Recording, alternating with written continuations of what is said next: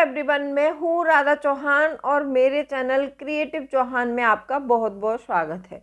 I hope आप सब अच्छे होंगे और सेहतमंद होंगे और आप लगातार मेरी वीडियो के साथ भी बने हुए होंगे। दोस्तों, आज की वीडियो है हमारी कि अपनी ग्रोसरी में पैसे कैसे बचाएं। देखो, बहुत से लोग ऐसे होते हैं कि एक बड़ा हिस्सा हमारा खाने पीने की चीज़ों पर खर्च होता है, जो होती है हमारे घर की ग्रोसरी। तो ग्रोसरी में बहुत सारी चीज़ें ऐसी होती हैं कि वहाँ पर हम ज़्यादा पैसा खर्च कर देते हैं अपना, और वहाँ पर पैसा नहीं बच पाता है। तो आज मैं आपको 5 तरीके बताने वाली हूँ जिसके ज़रिए आप अपनी ग्रोसरी का सामान खरीदेंगे तो आपके पैसे ज़रूर बचेंगे। और दोस्तों, मेरी तबीयत कुछ दिनों से थोड़ी सी ख़राब चल रही है, तो इसीलिए मैं ऑन कैमरा वीडियो शूट नहीं कर पा रही हूँ। मैं अपने वीडियो पर आपको वॉइस ओवर करके दे रही हूँ। तो प्लीज़ रिक्वेस्ट है आप लोगों से कि चैनल को सब्सक्राइब ज़रूर करें और बेल आइकन को भी ज़रूर प्रेस कर दीजिएगा, ताकि ऐसी ही इंटरेस्टिंग वीडियो की नोटिफिकेशन आपको मिलती रहे। दोस्तों, वीडियो पसंद आए तो एक लाइक ज़रूर कर दीजिएगा, और जैसे ही मेरी तबीयत सही हो जाएगी मैं आप लोगों के लिए ऑन कैमरा वीडियो ज़रूर बनाऊंगी। सबसे पहला पॉइंट आता है कि आपको जब भी अपनी ग्रोसरी खरीदनी है तो सबसे पहले आपको अपनी ग्रोसरी की लिस्ट बनानी है। ठीक है, जो लिस्ट बनाएंगे उसी लिस्ट के अकॉर्डिंग आप अपना सामान परचेस करेंगे।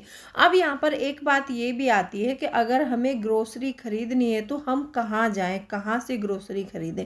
देखो, जो एक नॉर्मल फैमिली जो होती है वो अपनी ग्रोसरी ज़्यादा नहीं खरीदती है, सिर्फ ज़रूरत भर का ही सामान खरीदते हैं, जो मिडिल क्लास लोग होते हैं। और कुछ लोग ऐसे होते हैं कि सामान तो ज़रूरत भर का ही खरीदना है, लेकिन जाएंगे वो सामान खरीदने के लिए मॉल में अक्सर करके आपने देखा होगा कि सामान महंगा ही मिलता है।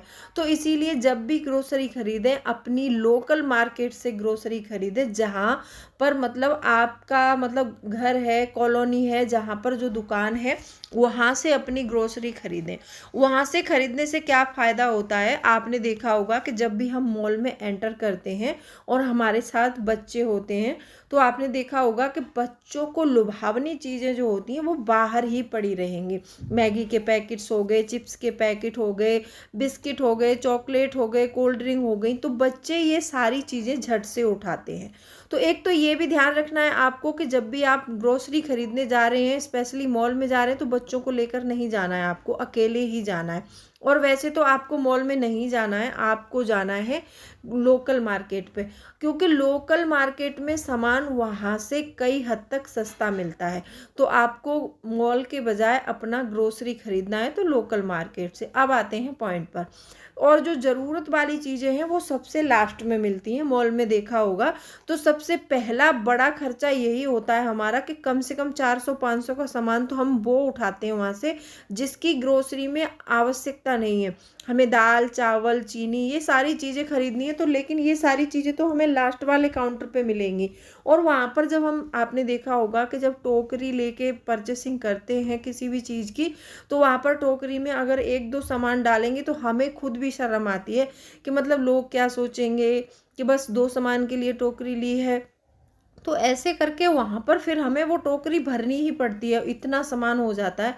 जहाँ हम 3,000 में अपनी ग्रोसरी ला सकते थे, वहाँ पर कब 6,000 का बिल आ जाता है हमें भी पता नहीं चलता है। क्योंकि ये मेरे साथ एक दो बार में हुआ है। एक बार मेरी फ्रेंड्स थी तो ऐसे ही मेरे को बोल रही थी, बोला चलो थोड़ा मॉल घूम कर आते हैं। मैंने कहा कोई काम है वहाँ पर? बोली काम तो कोई नहीं है, बस ऐसे ही घूमने जाना है। तो हम दोनों गए, और जब मैंने देखा कि जब वो बाहर निकली तो वो 2350 रुपये का बिल लेकर निकली थी।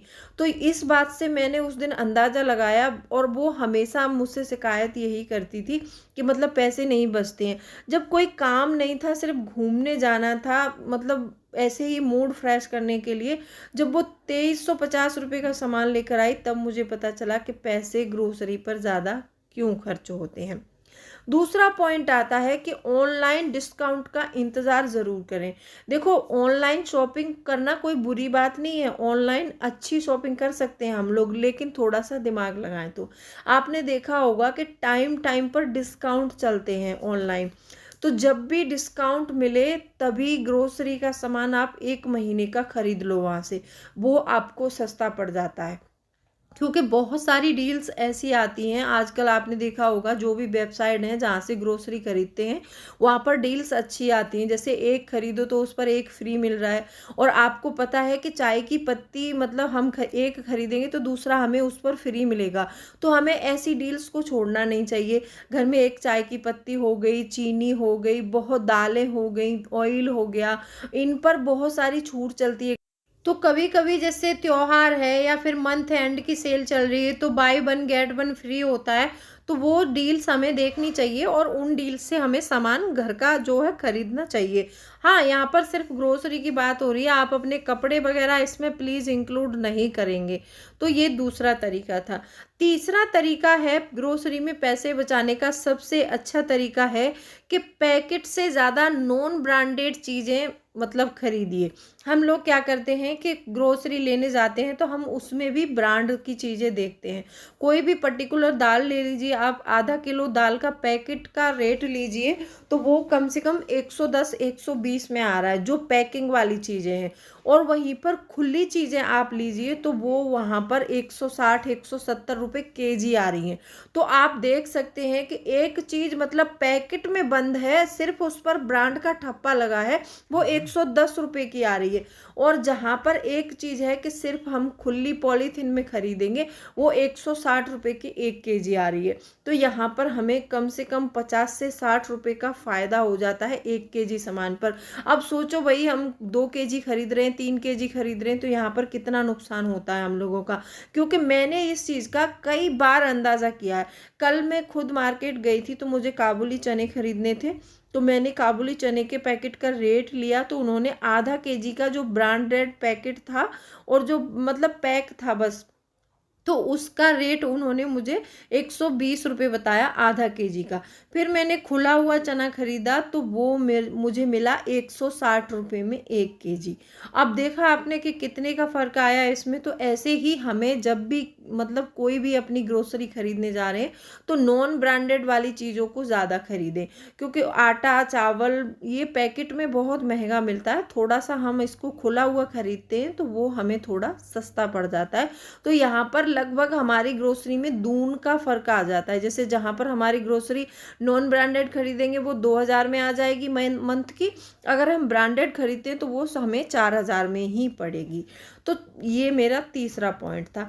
चौथा पॉइंट आता है कि घर में एक खर्च हमारा मसालों का भी होता है, जैसे धनिया पाउडर हो गया, हल्दी पाउडर हो गया, मिर्ची पाउडर, गरम मसाला।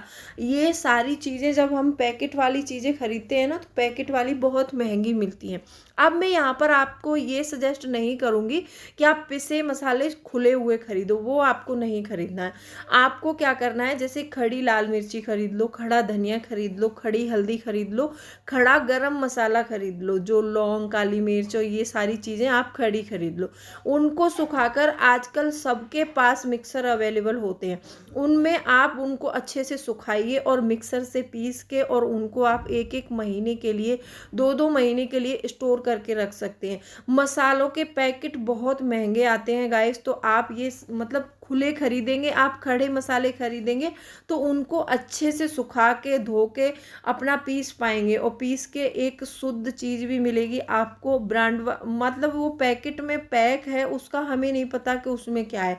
मेरा ये फॉर्मूला बहुत काम आता है अपने घर में, हमेशा मैं इस चीज़ का यूज़ करती हूँ।